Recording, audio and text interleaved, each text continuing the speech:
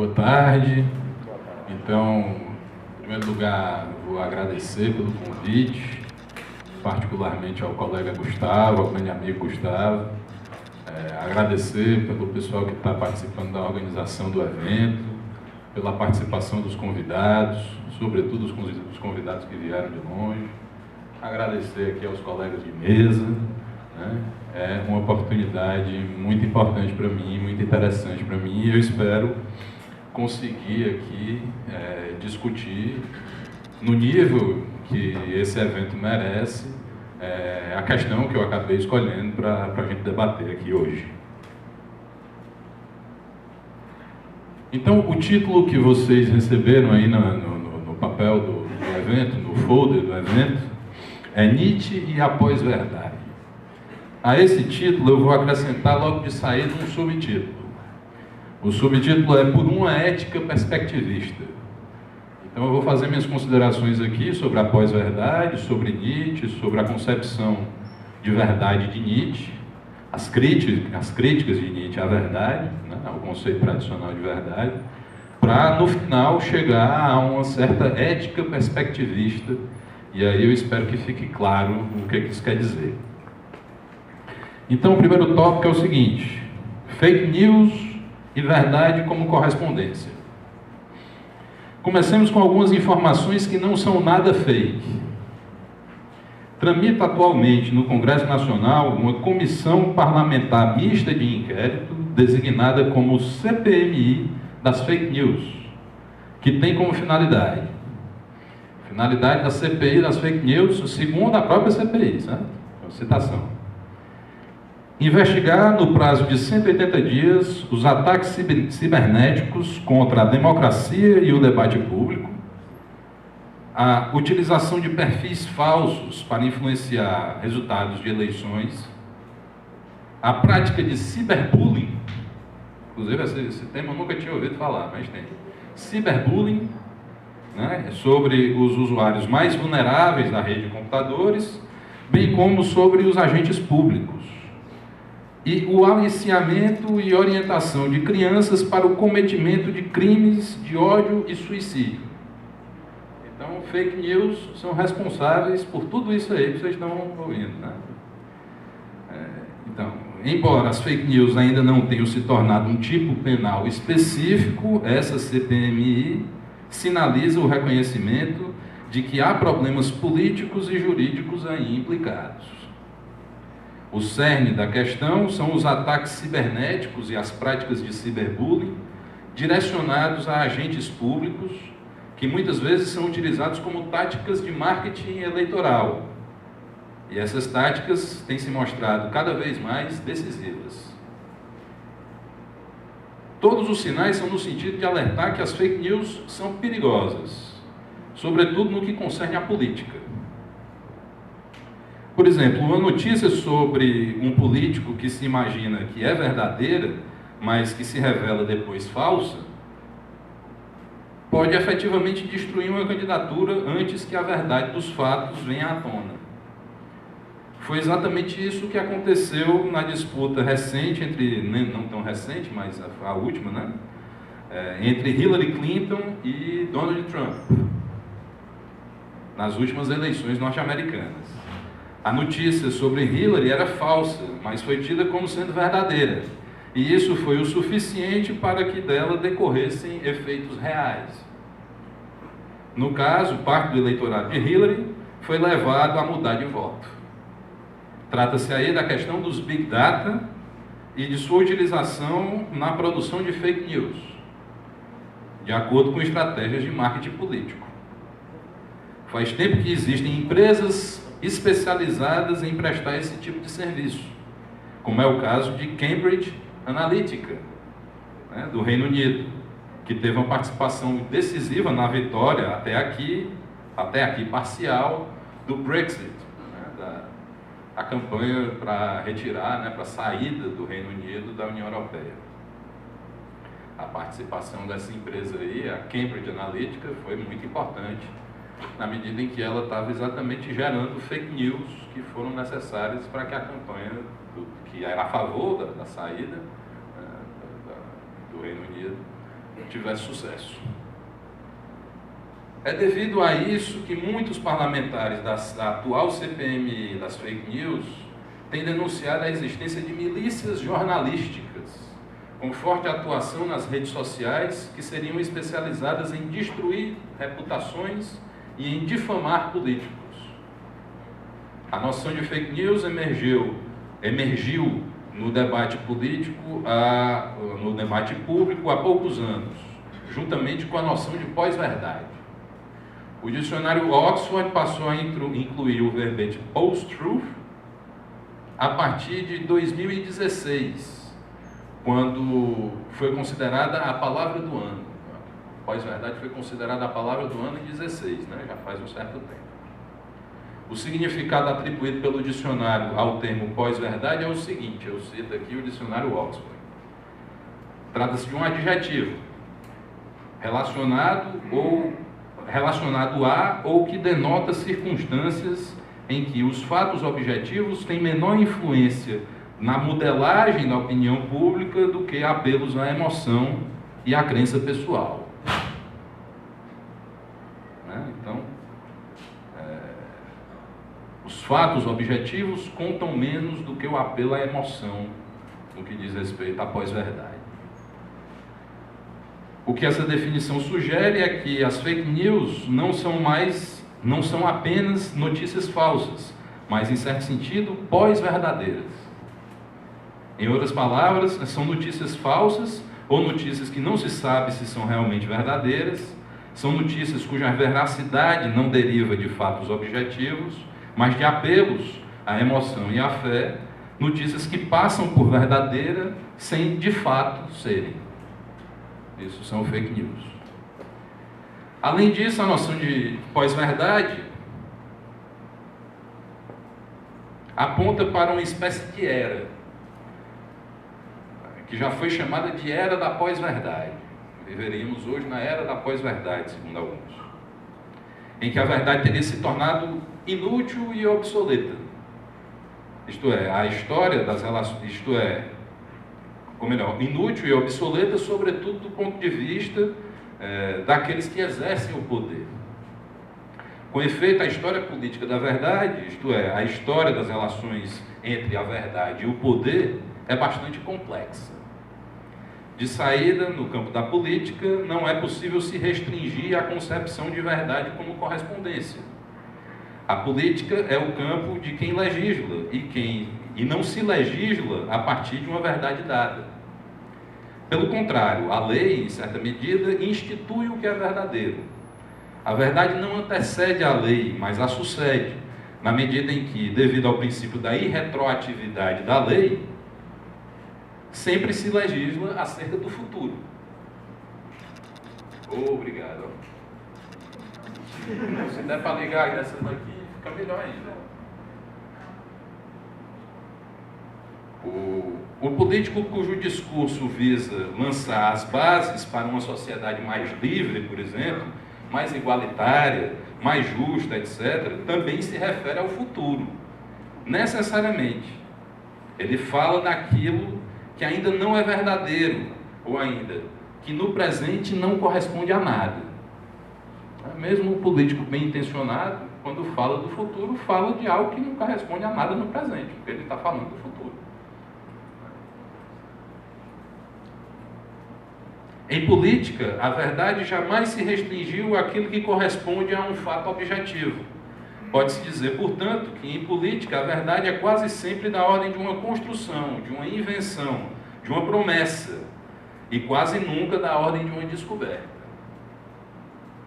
Isso pode ser ilustrado com uma anedota sobre o deputado Ulisses Guimarães, da época em que a atual Constituição brasileira ainda estava sendo elaborada. Então vejamos uma anedota sobre o Dr. Ulisses. Narra-se que certa vez ele teria sido questionado por um entrevistador nos seguintes termos: Dr. Ulisses, atribui-se ao senhor a autoria da seguinte frase: em política, mais importantes do que os fatos são as versões. É verdade? Em política, mais importantes do que os fatos são as versões. E ele respondeu: é o que dizem. política experiente, aí, ao invés de dar fim a uma polêmica sobre o que poderia ser considerado a pós-verdade avant la lettre, né, porque isso remonta a 1988, ou talvez antes, né, Dr. Ulisses preferiu simplesmente continuar a polêmica. Esse exemplo serve para mostrar que a pós-verdade é algo que existe há muito mais tempo do que se imagina atualmente. E que a principal dificuldade existente em se falar de uma era da pós-verdade está em estabelecer quando essa era começou. Pois talvez a chamada pós-verdade seja tão antiga quanto a própria política e tenha a sua história, em grande parte, confundida com ela. Por ter criticado a ideia de uma verdade última, fundamental e absoluta, agora é que vai entrar o Nietzsche. E por vezes ter entendido a verdade como criação e produção de sentido, Friedrich Nietzsche é lembrado às vezes como uma espécie de apologista da pós-verdade e das fake news. Consideramos que esse raciocínio está redondamente equivocado. Nietzsche não tem nada a ver com apologista das fake news. O equívoco parte da própria concepção de pós-verdade como uma novidade, quando na prática ela acrescenta muito pouco em relação àquilo que Nietzsche, ainda no século XIX e outros antes dele, já haviam descrito. Quando se tem isso em mente, a noção de pós-verdade se mostra um tanto inócua. Não diz nada, não acrescenta nada. Com efeito, ela não resulta de nenhuma elaboração filosófica, mas é antes um construto da mídia. Mídia essa que levanta a bandeira de uma luta contra a pós-verdade, em nome de todos e no interesse da verdade verdadeira, da isenção e da objetividade, mas que todos sabemos que está longe de ser kantiana, a mídia está longe de ser kantiana e, portanto, tem seus interesses. Podemos então perguntar: que concepção de verdade alicerça esses princípios jornalísticos e a própria noção de pós-verdade? Ora, não é nem um pouco difícil responder essa pergunta. A concepção acrítica que a mídia pressupõe é a mesma que se encontra em larga escala no senso comum, ou seja, o correspondencialismo, a teoria correspondencial da verdade, que por sua vez se baseia em uma metafísica da substância. Ou seja, para a mídia, verdadeira é a notícia que corresponde a uma realidade que é constituída por fatos em sentido substancial. A notícia que não corresponde a tal realidade é falsa. Portanto, a correspondência é o critério para se distinguir entre news, verdade, e fake news, falsidade. Parece estar tudo certo. Entretanto, não é tão simples assim. A teoria correspondencial da verdade pressupõe que temos, de algum modo, acesso aos fatos que comparamos a uma notícia para sabermos se ela é verdadeira ou falsa. O problema é que não temos esse acesso direto aos fatos. E, portanto, a teoria correspondencial da verdade tem um resultado francamente aporético, né, do seu ponto de chegada. Bom, então eu vou para a segunda parte aqui da minha apresentação, que tem como título Discursos de Verdade, Efeitos de Poder. Deixando de lado a aporia a que chega a teoria da verdade como correspondência, podemos dizer que uma das principais intuições de Nietzsche reside na constatação de que um enunciado, a constatação de que um enunciado, uma informação, uma notícia não precisa ser verdadeira para ser tida como se fosse. Com efeito, não a verdade, mas o que é tido por verdadeiro, e aí o termo que Nietzsche utiliza para falar disso é für Wahrhalten. Für Wahrhalten. Algo que é tomado por verdadeiro, que é tido por verdadeiro, mesmo que nós não saibamos se é ou não verdadeiro de fato. Esse für Wahrhalten é alvo das reflexões de Nietzsche, quando ele reflete exatamente sobre a verdade, né? O termo fake news designa exatamente o mesmo. Uma informação que não se sabe se é verdadeira ou não, mas que, independentemente disso, conta como se fosse verdadeira. Sob esse aspecto, o que Nietzsche procurou pensar foi o seguinte: há casos em que uma relação de correspondência não pode ser constatada, Também há casos em que relações de correspondência que eram tidas como certas, depois foram desmentidas. Enfim, há casos como esses, nos quais o discurso que pressupõe essa relação de correspondência contestada ou contestável, ainda assim valem como verdadeiros. Em um fragmento póstumo do outono de 1887, Nietzsche chama isso de für wahr halten, como eu já tinha dito. É algo como valer como verdadeiro, passar por verdadeiro, ser considerado verdade, sem que, no entanto, se possa sabê-lo. O exemplo fundamental disso é o conceito de Deus.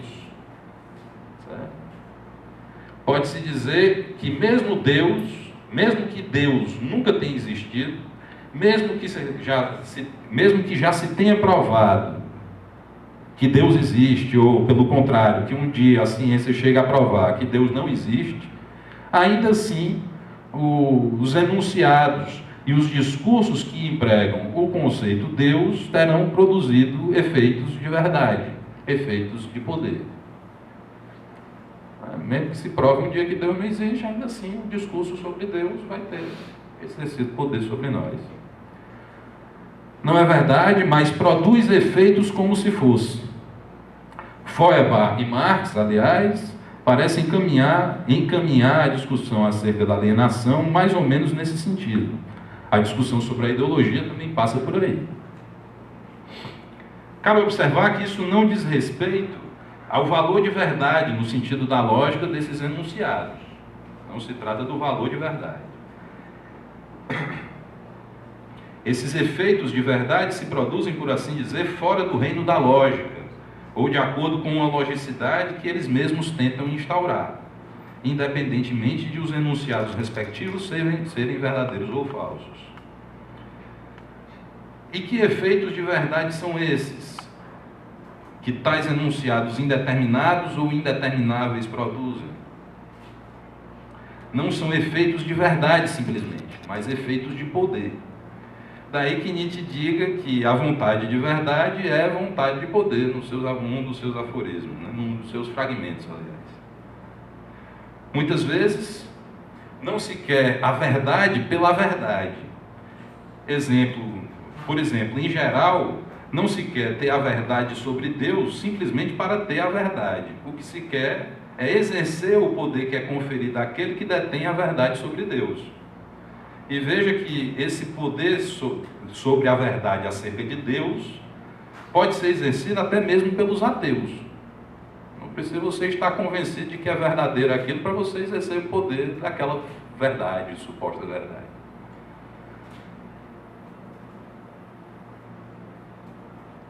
E aí, que interesse há em dizer que Deus está morto?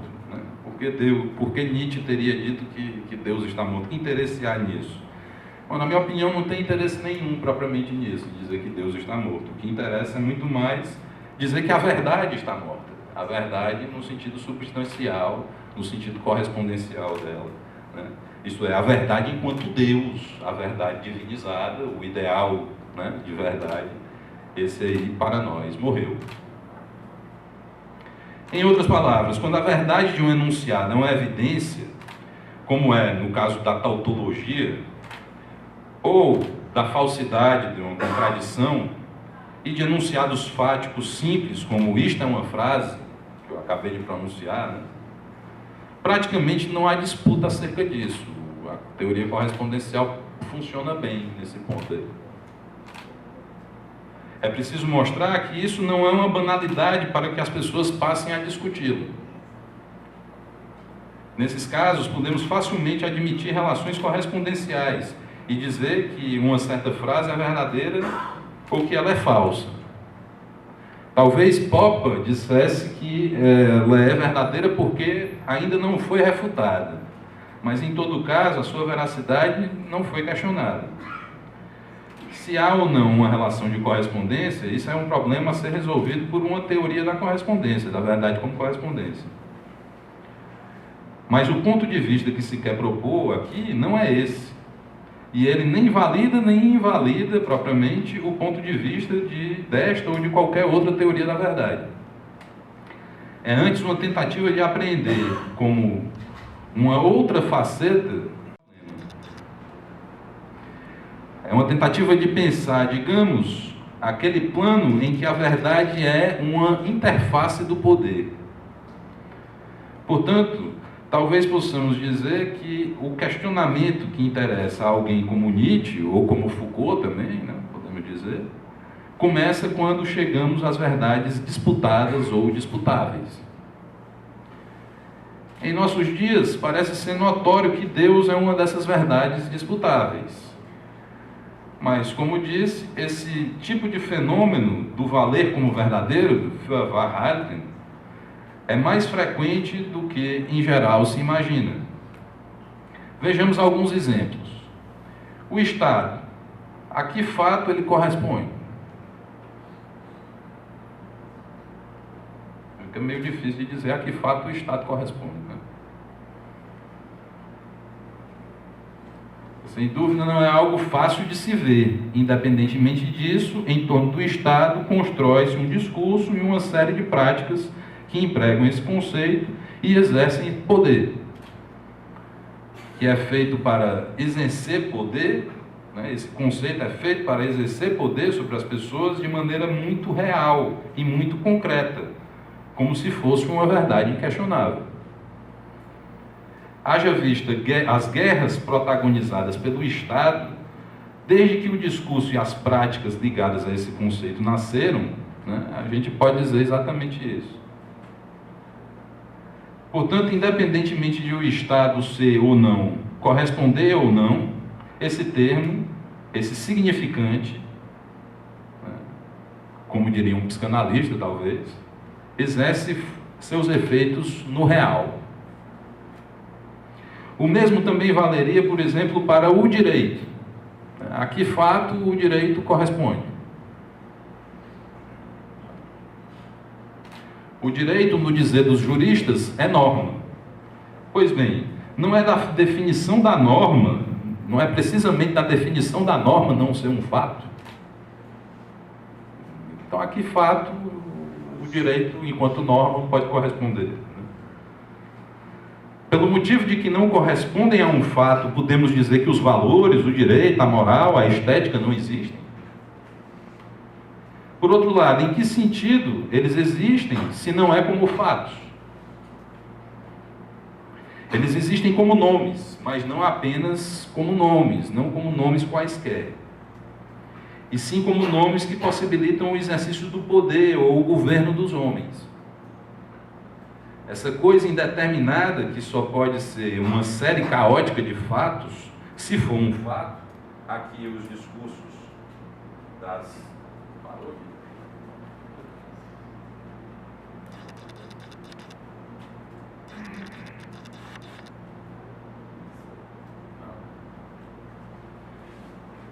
Bom, eles existem como nomes, né?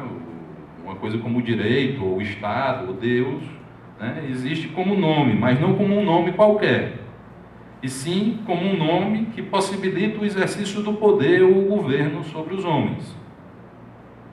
Aliás, talvez possamos dizer o mesmo a respeito do próprio conceito de homem, que não é eterno.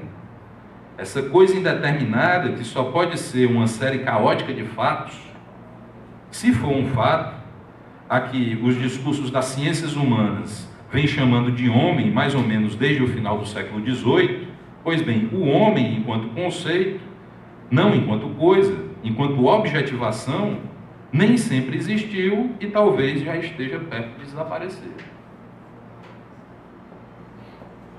Generalizando, disse-ia que abstrações históricas, universais históricos, não existem como fatos constatáveis, que possam corresponder a um fenômeno diretamente observável.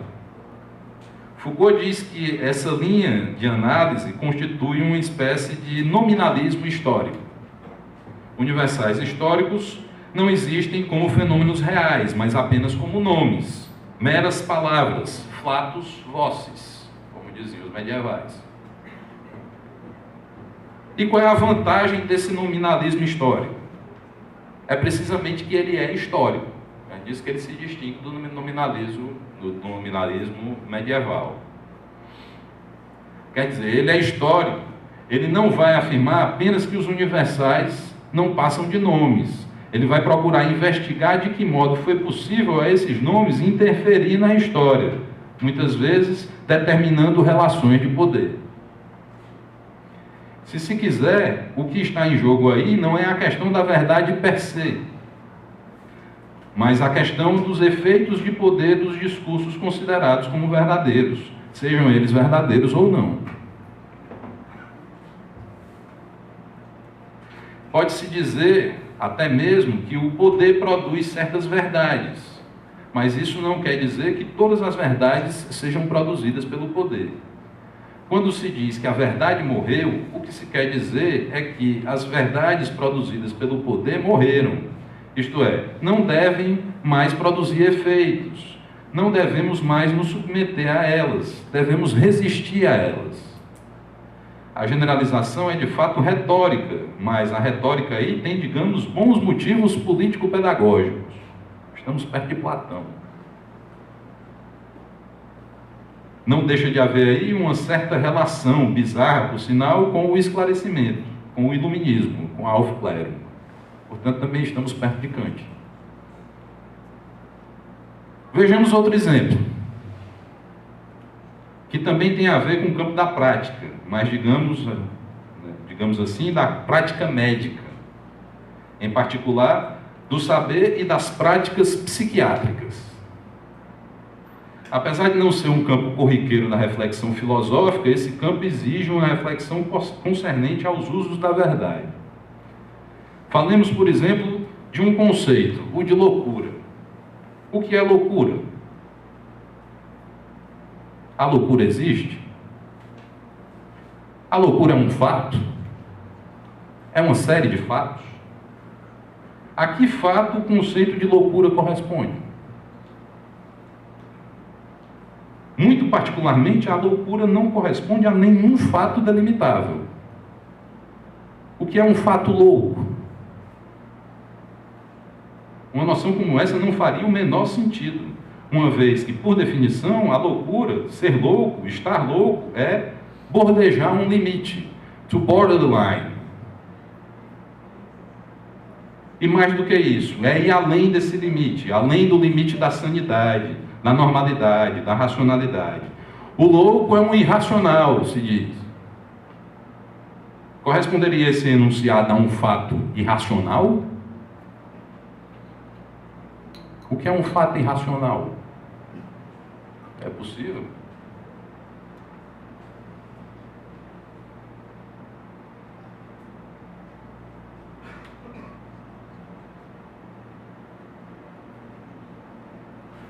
Como então se pode construir um discurso que diz a verdade sobre a loucura? A psiquiatria é mesmo a teoria verdadeira da loucura? Como?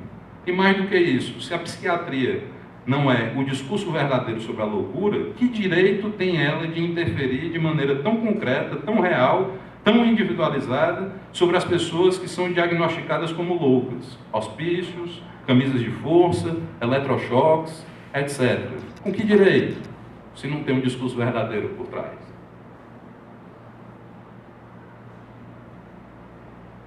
A começar pelos diagnósticos. A que fato corresponde um diagnóstico como o paciente está louco? Lembremos, por exemplo, como se constrói o conceito de esquizofrenia, que é de definição residual. Por exclusão se define a esquizofrenia. A que fato corresponde... ou melhor, aqui já... Como se constrói o conceito de esquizofrenia? Todos os pacientes que não se encaixam em alguma outra categoria de transtorno mental são incluídos pela psiquiatria no rol dos esquizofrênicos. A psiquiatria não define o que é a esquizofrenia, noção que é um mero nome, um substituto para outro nome mais popular, que é loucura. Como é possível um tal diagnóstico? A que fato ele corresponde? Para que ele possa corresponder a algum fato, no caso o fato loucura, é preciso primeiro que esse fato tenha sido construído como um fato, por um certo saber que em seguida tenha sido imposto à realidade por meio de uma prática baseada nesse saber. Agora, como se pode fundar uma autoridade a qual se delega o poder de intervir em nível psiquiátrico, físico, químico e somático sobre as pessoas? Que direito têm ou tiveram eles de dar choques elétricos nas pessoas em nome da verdade, da ciência, para curá-las, sem terem a menor ideia do que estavam fazendo? É o intolerável, é o horrendo. Não pode haver nada mais perigoso. E é praticado em nome da verdade e da ciência.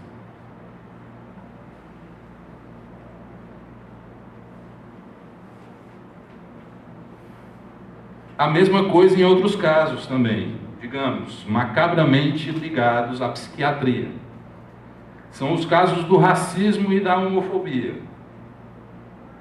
Não façamos referência aqui ao que se fala em geral sobre isso, e sim às ciências e às práticas médicas que, na primeira metade do século XX, eram abertamente racistas. Como um enunciado como todo judeu é uma doença, pode ser considerado verdadeiro? Sob que hipótese um fato pode ter correspondido a essa sentença de morte?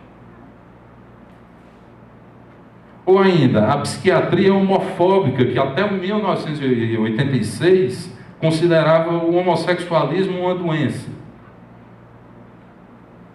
Novamente, a que tipo de fato esse conceito poderia corresponder, o conceito de homossexualismo? Por que uma relação sexual entre dois corpos de mesma genitália deveria ser considerada uma doença? O que se quer saber aí não é o que é verdade, mas qual é o regime, quais são as regras, os argumentos que possibilitaram que esse tipo de discurso e essa prática fosse considerada como verdadeira.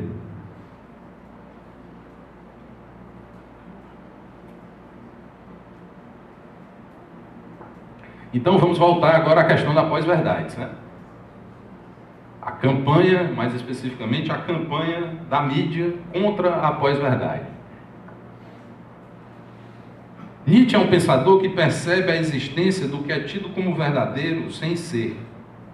Mas isso não significa que ele tenha sido um defensor disso. Então, se ele falou do Feuerbach-Halten, ele não estava fazendo a defesa do Feuerbach-Halten, mas muito mais a crítica disso.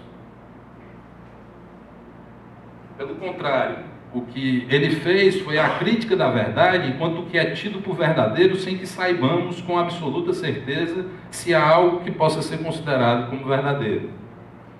Nietzsche analisou a pós-verdade quando ela ainda não tinha esse nome, mas não fez a apologia dela. Ele denunciou toda a verdade como pós-verdade, tendo anulado a suposta diferença entre fatos objetivos e apelos emocionais, ou ainda entre enunciados que correspondem a fatos e enunciados que não correspondem. A crítica de Nietzsche à noção de verdade inviabiliza, portanto, qualquer defesa da pós-verdade, mas inviabiliza também a crítica que se faz à pós-verdade. Essa crítica procede de uma concepção correspondencial de verdade, para a qual a pós-verdade deve ser eliminada porque não corresponde aos fatos. Sem dúvida, esses arautos da verdade ficariam muito surpresos se alguém lhes dissesse que, a rigor, nada corresponde aos fatos. Que a própria noção de fato é, em última instância, uma construção, e que suas verdades não são, assim, tão diferentes daquelas que eles repudiam como pós-verdades ou pré-mentiras. Voltemos, portanto, à questão das fake news. Agora em mais detalhes. As fake news se opõem às news. Assim como notícias falsas se opõem a notícias verdadeiras. Ou ainda, assim como notícias que não correspondem aos fatos se opõem a notícias que correspondem aos fatos. A mídia foi quem primeiro saiu em luta contra as fake news, termo que ela encarregou de popularizar. Pois bem, a mídia alega que suas notícias são sempre news, ou seja, que elas correspondem efetivamente aos fatos a que se referem. Isso devido à prática de valores como objetividade e isenção jornalística. No entanto, se tivermos em mente a crítica de Nietzsche e de outros à concepção de verdade como correspondência, veremos que a pretensão de veracidade da mídia não se sustenta. Ora, nem mesmo a ciência consegue sustentar essa pretensão. De que modo a mídia poderia fazê-lo? Cabe observar que os tempos de produção de uma verdade científica e de uma verdade midiática são muito diferentes. O tempo da ciência é lento. Leva-se anos para que uma teoria seja admitida como verdadeira, e ela sempre terá algum ponto em disputa. O tempo da verdade midiática é rápido, é o tempo do furo de reportagem, é da ordem do imediato. A apuração dos fatos e a verificação das fontes é inteiramente sumária. Portanto, a verdade midiática precisa satisfazer a muito menos exigências do que a verdade científica ou também do que a verdade judiciária. O tempo de produção da verdade via processo judicial também é lento, em que pesem os pedidos de urgência que podem ser feitos e as medidas saneadoras que podem ser tomadas. Dessas três, ciência, justiça e mídia, a verdade da mídia é que é a mais hipotética de todas, a menos provada. Porém, se a verdade da mídia é apenas hipotética, em que sentido ela é verdade? A concepção perspectivista de verdade, que se pode depreender de alguns escritos de Nietzsche, nos ajuda a explicar isso.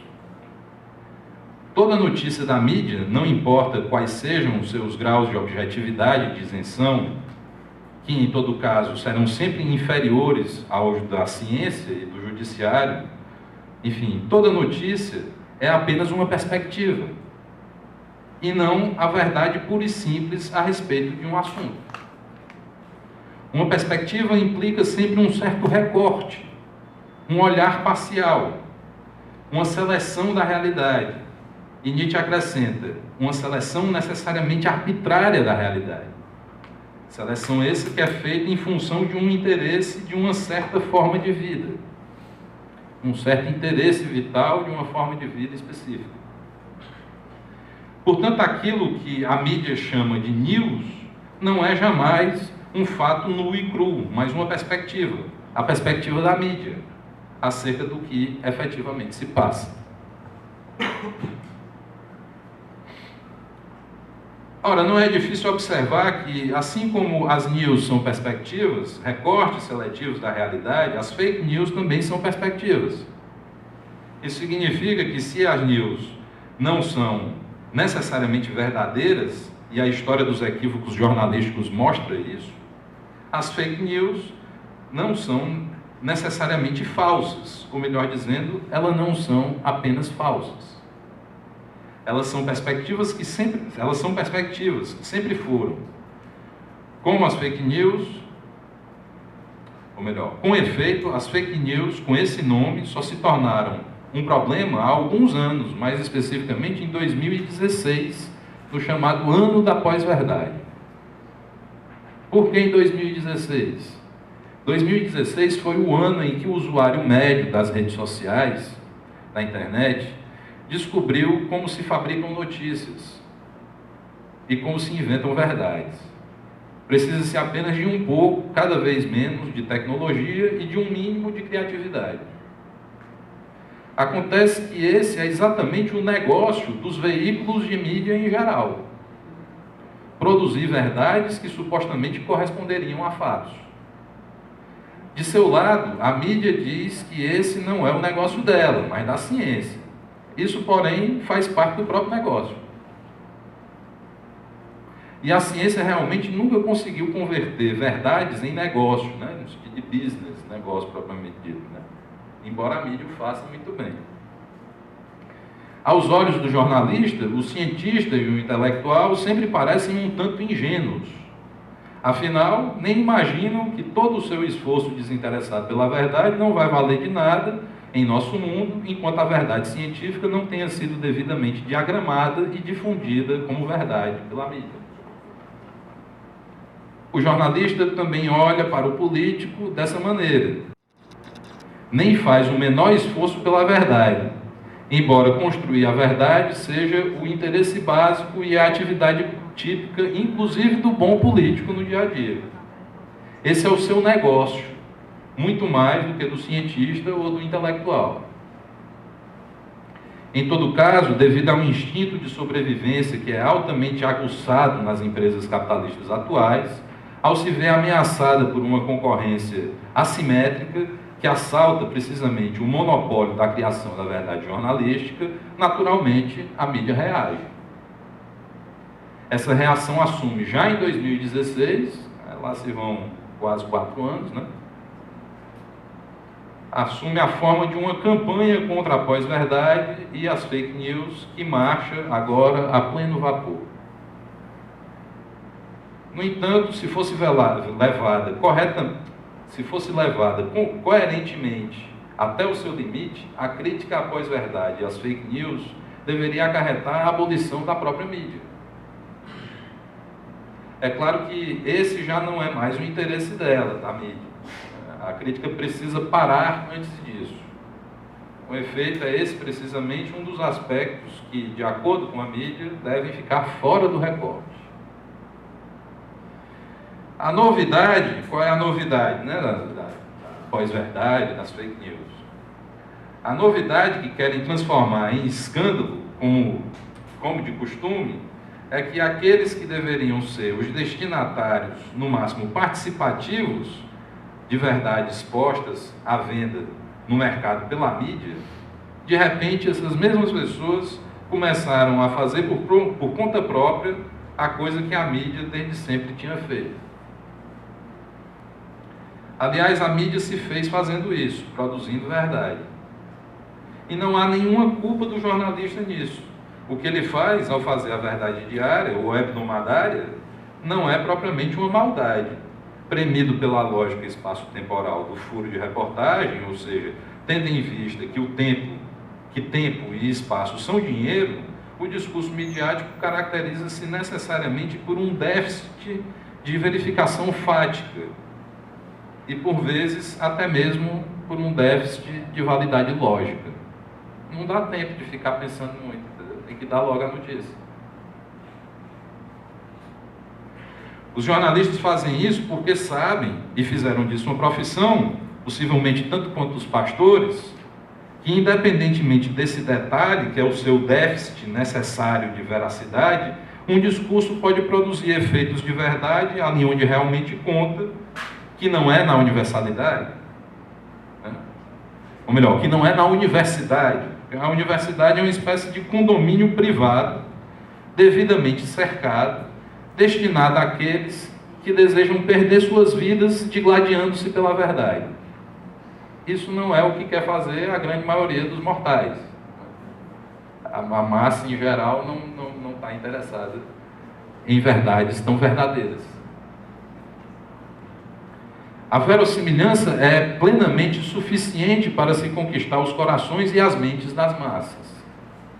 Nisso, o gênero jornalístico aproxima-se definitivamente mais da retórica e do direito do que da ciência. Embora, de acordo com a mídia, isso não deva ser dito. Pretendendo compensar esse déficit sine qua non, né, um déficit sem a qual a coisa não existe, um déficit sine qua non. O discurso midiático remete constantemente para fora de si mesmo. Faz parte das regras de seu jogo que o jornalista não seja nunca, ou quase nunca, a testemunha que vai falar, nem tampouco a autoridade. É a isso que, em geral, se chama de isenção jornalística. Seja como for, divulgar como verdadeira uma afirmação sem saber se ela é efetivamente verdadeira é essencial ao gênero midiático. A questão gira aqui em torno da gestão do significado desse efetivamente verdadeiro. E é evidente que o jornalismo caracteriza-se por uma lassidão muito maior a esse respeito do que a ciência. Ocorre que agora não faz tanto tempo, né? Num acirramento de um processo que se iniciou há muito tempo e que teve um de seus ápices na já desatualizada Web 2.0. A Web 2.0 foi o tempo que foram popularizadas, né, as redes sociais, os blogs e os sites feitos com base em modelos, os wikis. Então foi exatamente a partir desse momento que se tornou mais viável para o usuário comum produzir verdades e difundi-las através da internet. Pois bem, o usuário ordinário da internet, mesmo sem se dar conta disso na maioria das vezes, vê-se agora munido de um poder que, em princípio, segundo a mídia, deveria ser exclusivo dela. Essa, portanto, revida de imediato, declinando um estilo acusatório um tanto artificioso, como de praxe, a fim de advogar em causa própria de uma maneira que, evidentemente, se aparta de qualquer isenção possível. Alá solá, a imprensa vai à imprensa para denunciar algo que seria como um estado de exceção da multidão de internautas, uma usurpação do quarto poder pela massa de comunicação amorfa e perniciosamente tendente à delinquência cibernética, cujo exemplo mais terrível seria aquele dos hackers Black Blocs. É nesse ponto que a pós-verdade, as fake news, compõem o panorama do que Assange chama de infoapocalipse, com seus 4 cavaleiros: o narcotráfico, o tráfico de armas, a pedofilia e o tráfico de seres humanos. Esses aí seriam os 4 cavaleiros do infoapocalipse, que supostamente dominariam a Deep Web, embora não se saiba ao certo. O ponto é que não se sabe ao certo porque ninguém sabe ao certo o que tem na Deep Web. Mas mesmo assim se propala a ideia de que existe um infoapocalipse com forças terríveis lá dentro, que protejam seus filhos de não entrarem nunca nisso, porque isso vai matar todo mundo. E aí incluem nisso, por exemplo, o site do Assange, né? O Wikileaks vai junto, como sendo mais um dos que contribuem para o infoapocalipse. O que se sabe ao certo é que o discurso catastrofista sempre teve grande força retórica, e isso desde tempos imemoriais. É como se, depois de séculos vendendo verdades, as verdades que produz, a mídia nos dissesse: ei, esse negócio de fabricar a verdade e inventar fatos não é de vocês. Vocês deveriam consumir isso e não produzir. Fomos nós que chegamos primeiro. Vocês pensam que é fácil? E passando do tom de ameaça ao vaticínio, a mídia diria: a verdade de vocês não é verdade como a nossa, pois não passa de uma pós-verdade, isto é, de uma pré-mentira. Aí eles filosofam, né? Obviamente aí a mídia começa a filosofar. Embora, em geral, para eles, o deslizamento filosofante seja o que há de mais incompatível com o formato da notícia.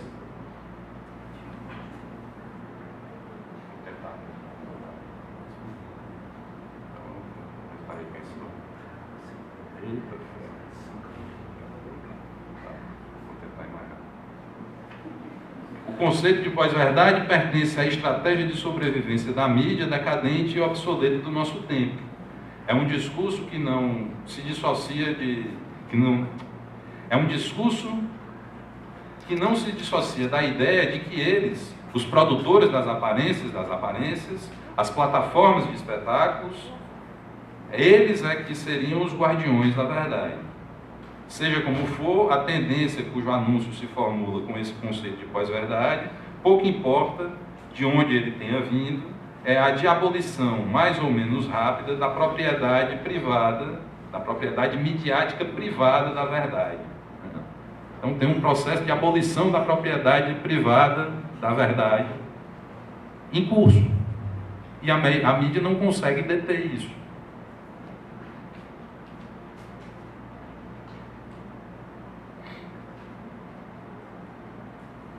Com efeito, ela constitui um movimento, um descarrilamento, um arrebatamento, ou arrebentamento. Não, arrebatamento não, arrebentamento, que desde cedo, que cedo ou tarde, nem o quarto poder vai conseguir conter. Parece-nos que é aí que a questão da pós-verdade se coloca da maneira mais aguda. A velha e pesada armação conceitual da crítica à ideologia já não nos ajuda. Seria preciso deixar de pensar em termos de ciência e ideologia e passar a pensar em termos de verdade e poder.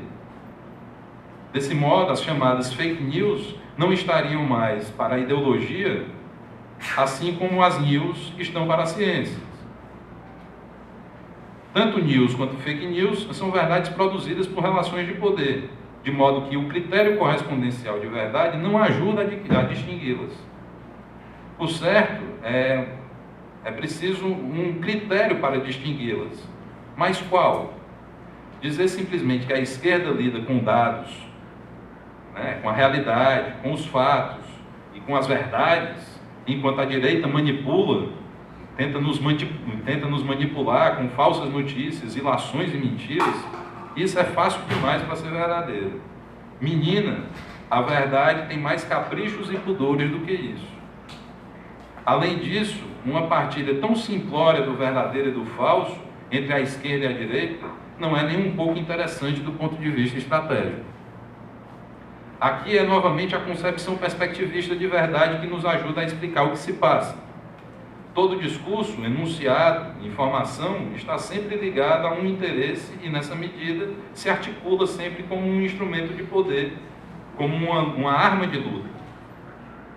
Pode-se falar, então, sobretudo no campo da política, de armas discursivas e de batalhas discursivas. Um discurso é uma representação da realidade, um recorte de um todo que não podemos captar em sua inteireza. Do ponto de vista do que seria a realidade objetiva, esse recorte se faz sempre arbitrariamente. Mas tal recorte é sempre feito em função de um interesse vital, ou ainda, do que está em jogo para a manutenção e a expansão de uma forma de vida. Nesse sentido, todo conhecimento, toda verdade, toda ciência é ideológica. Não se pode, nem é preciso contrapor ciência à ideologia. Discurso ideológico a discurso não ideológico, a pureza da verdade ao lamaçal dos interesses. É legítimo ter interesses e lutar por eles. É legítimo apresentar a realidade em função de seus interesses, a partir de sua perspectiva. Dado que não há perspectiva única, que não é possível que todos olhemos o mundo a partir de um mesmo ponto de vista, essas perspectivas estarão sempre em combate.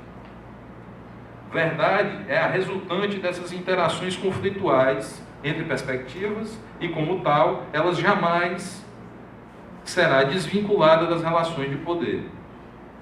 Em outras palavras, há uma trama de relações de poder na base e articulação de todo o discurso, de todo enunciado, de toda a verdade. E aí eu vou concluir aqui falando da última parte, que é exatamente sobre... tem como título, né, essa última parte, por uma ética perspectivista. Existe, entretanto, uma diferença básica entre as perspectivas. Há aquelas que expõem o interesse que as orienta e há aquelas que tentam escamotear esse interesse para se fazer valer. Aliás, cabe dizer que o escamoteamento, a ocultação, a abstração são potentes mecanismos ideológicos. Se as relações de poder são escamoteadas por um dos polos da relação, este tem chances de fazer prevalecer seu interesse de modo quase absoluto. O modo por excelência de absolutizar o poder que existe em uma relação é simplesmente omiti-lo. Agir como se não se tratasse de uma relação de poder. Cumpre a crítica denunciar tais escamoteamentos, onde quer que eles ocorram, fazendo ver o conteúdo agonístico latente em todas as relações. Deu uma luz aqui agora. De outro lado, cabe propor algo sempre E sempre se propõe algo quando se concebe um recorte da realidade, uma perspectiva, um conceito, quando se elabora uma notícia ou uma reportagem. Que ética decorreria disso? Ético, nesse caso, não é ser isento, objetivo, imparcial, neutro, mas perceber o interesse aqui nos vinculando, esse interesse por trás de uma suposta isenção, que, com efeito, só tem em vista impor, na surdina, um interesse dissimulado. O erro não está em ter um interesse, nem tampouco em procurar fazê-lo valer sobre os outros interesses. Isso decorre do caráter perspectivístico das coisas.